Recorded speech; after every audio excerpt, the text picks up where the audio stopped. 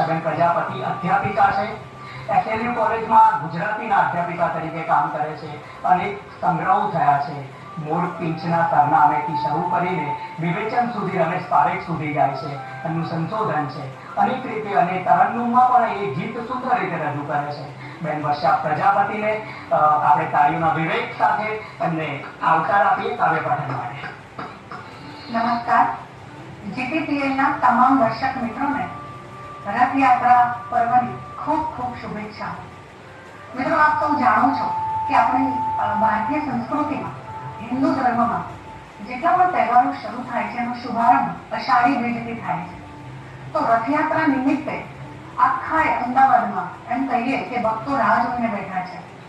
રથયાત્રાનો એક અર્થ એ પણ છે કે આખું વર્ષ તો ભક્ત હંમેશા ભગવાનના મંદિરે દર્શને અર્થે જાય છે, પણ આ એક દિવસ એવો છે કે ભગવાન સ્વયં પૂરા નગરમાં નગરચર્યા કરીને પોતાના ભક્તોને બે હાથ ફેલાવીને દર્શન અર્થે તેઓ નગરચર્યા કરે છે. આ કેટલી ઉત્તમ વાત છે. રથયાત્રાની આ એક સુંદર ભૂમિકા જે આપણા જીવન સાથે જોડાયેલી છે. માત્ર સામાજિક, વૈજ્ઞાનિક એવા કોઈ સત્ય સાથે નહીં, પણ સંપૂર્ણ આધ્યાત્મિક સત્ય સાથે આ રથયાત્રાનો પર્વ આપણી સાથે જોડાયેલો છે. આપ સૌને ખૂબ ખૂબ શુભેચ્છાઓ પાઠવું છું અને આ સાથે અષાઢી બીજ નિમિત્તે એક ગીત તમારી સામે પ્રસ્તુત કરું છું. આવકાર આવકાર. ગીતનું શીર્ષક છે આષાઢી વાયરા વાયા. ડમ ડમ ડમરો પખાજ ગાજ્યા કે આજ સખી આષાઢી વાયરા વાયા. ડમ ડમ ડમરો પખાજ ગાજ્યા કે આજ સખી આષાઢી વાયરા વાયા. આકાશી શંખનાદ વાગ્યા કે આજ સખી આષાઢી વાયરા વાયા.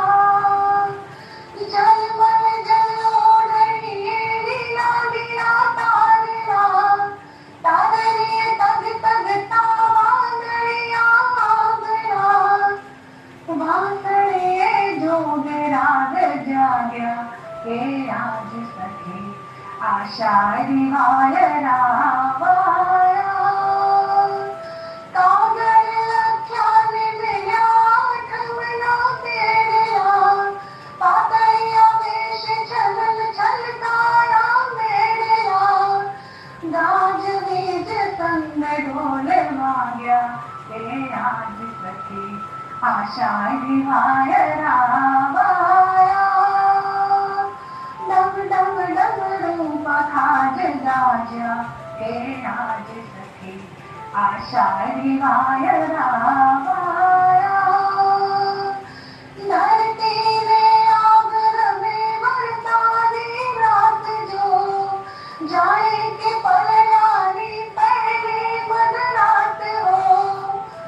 છમ છમ છમ નાથજી પધાર્યા કે આજ સખી આષાઢી વાયરા વાયા.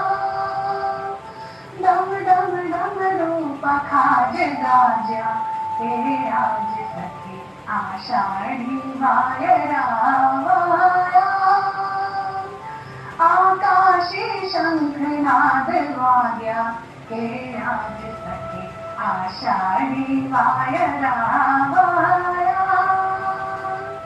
આષાઢી વાયરા વાયા. વર્ષાબેન સુભદ્રાબેનની સરસ વાત કરતા હતા, તો એક વાત કરી આગળની કવિતા કે દરેક સ્ત્રી છે પરમાત્મા તરફનો પ્રેમ છે એ કઈ રીતે પછી પરમાત્મા એમના આશીર્વાદ સ્વરૂપે બીજા જન્મમાં પણ એ આશીર્વાદ સ્વરૂપે તમે સ્વતંત્રતા તમને સાંભળતી હોય છે. એ જ વાત. જી શૈલેષભાઈ, મારે કહેવું છે અને મારે એ પણ જણાવવું છે કે આપણે રામાયણ આપણે સૌ જાણીએ છીએ, મહાકાવ્ય, અને માતા સીતા માટે હંમેશા જેમને કહીને કે ખરી પગે ઉભા રહેતા તેમાં છે ત્રિજટા, જે રામાયણના સંદર્ભમાં છે જ. એમણે જ્યારે રાવણ સીતાજીને ઉપાડીને એમના એવા ગૃહમાં લઈ ગયા, એવા આવાસમાં એમને નિવાસ કરવા માટે રાખ્યા હતા, ત્યારે એકમાત્ર રાક્ષસી જે દાસી કહેવાય એ એવા હતા, એ હતા ત્રિજટા. અને એમણે સંપૂર્ણ રીતે માતા સીતાનું ધ્યાન રાખ્યું હતું. હવે જ્યારે રાવણનો વધ થાય છે અને સીતાજીને લેવા માટે ભગવાન શ્રી રામ ત્યાં પધારે છે, ત્યારે માતા સીતા કહે છે કે ત્રિજટાએ મારું ખૂબ અંતરપૂર્વક ધ્યાન રાખ્યું છે. આ વાતનો એક શ્રેય મળવો જોઈએ. અને એ નિમિત્તે ત્રિજટા માત્ર એટલું જ કહે છે, જ્યારે પરમ ભગવાન મારી સામે ઉભા હોય, માતા સીતા અને શ્રી રામ, તો મારે બીજું શું જોઈએ? અને તે છતાં પણ જો પ્રભુ તમે મને કોઈ વરદાન આપવા માંગતા હોવ તો હું બસ એટલું માંગીશ કે આવતા ભાવમાં તમે જ્યારે હવે પછી અવતાર લો તો મને તમારા એટલા નિકટ સ્વજન તરીકે રાખજો. બસ એ અત્યંત નિકટ સ્વજન એટલે કોણ? એ આપણે રામાયણ પછી મહાભારતમાં જોઈએ છે. એટલે કે જ્યારે શ્રી કૃષ્ણ ભગવાનનો અવતાર સંભવે છે ત્યારે. અને આપણે તો જાણીએ છીએ કે એ આખી ભૂમિકા મહાભારતમાં શ્રી કૃષ્ણના જન્મથી માંડી અને ગીતાના નાયક સુધી એ લંબાઈ છે. આ ત્રિજટા એટલે સુભદ્રાજી, અને એમણે એમના વચનનું પાલન પણ કરે છે. સુભદ્રાજી એમના બહેન તરીકે આ અવતારમાં જન્મે છે. બીજું એક મહત્વ એ પણ છે કે ભોગીલાલ શાહનું એક પુસ્તક છે શૈલેષ, અને એમનું નામ છે રાધા અવતાર. તમે બધા દર્શક મિત્રોએ ક્યાંક ને ક્યાંક આ નામ સાંભળ્યું હશે. અને એની સાથે બંસી અવતાર, મૃત્યુ અવતાર, વિષ્ણુ અવતાર, આવી નવલકથા ઉત્તમ પ્રકારની પણ લખી છે. પોતે વૈષ્ણવ છે. એમાં પણ એક ઉલ્લેખ છે કે જ્યારે અંત ઘડી આવે છે કે ભગવાન શ્રી કૃષ્ણને પણ આ ધરતી પરથી વિદાય લેવાની છે, ત્યારે એક મહત્વ રાધાજીનું એ ક્યારે સંભવશે? આ વાત બધાના મનમાં હતી. પોતાની પટરાણીઓ ક્યારે રાધાજીને સમજશે? અને એ વાત સુભદ્રાજી એની કથા કે એના વિશેનો જે પરિચય આપે છે, ત્યારે એ દરવાજે ઉભા રહીને આ કથા આખી સંભળાવે છે. શા માટે? એ નવલકથામાં એવો ઉલ્લેખ છે કે ભગવાન શ્રી કૃષ્ણ આવી ન જાય, જો એ આવી જશે તો રાધામય થઈ જશે અને સમાધિસ્થ થઈ જશે. એટલો ભાવ વિભોર એમાં અર્થ છુપાયેલો છે. હવે હું એક રચનાનો કાવ્યપાઠ કરું છું. ગીત છે તમે જગાવ્યો જોગ. તમે જગાવ્યો જોગ હરિવર, તમે જગાવ્યો જોગ, તમે જગાવ્યો જોગ હરિવર, તમે જગાવ્યો જોગ, કૃષ્ણ નામનો રોગ હરિવર, તમે જગાવ્યો જોગ. કે પ્રથમ મોહની ગાંઠ ઉકેલી ધર્યું નિરંજન રૂપ, પ્રથમ મોહની ગાંઠ ઉકેલી ધર્યું નિરંજન રૂપ, રાગ દ્વેષને દૂર કર્યા તો સ્થિર થયું નિજ રૂપ. કે કામ ક્રોધ પણ ગયા ભૂલાઈ, મળ્યો પ્રેમનો ભોગ હરિવર, તમે જગાવ્યો જોગ. કદી વાસળી કદી મોરપીછ, કે કદી વાસળી કદી મોરપીછ, કદી રાસમાં મોયા, હરિ નામનું શરણું પામી જન્મ કર્મ સૌ ધોયા.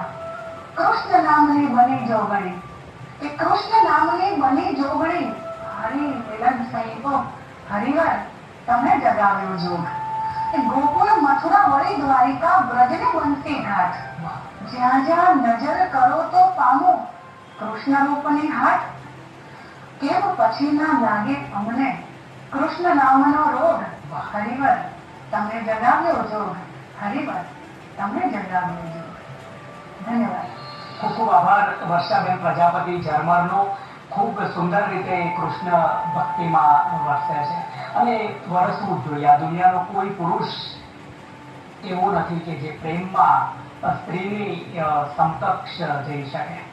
એ કૃષ્ણ પરમાત્મા એ પ્રેમનું અસીમ સ્વરૂપ છે.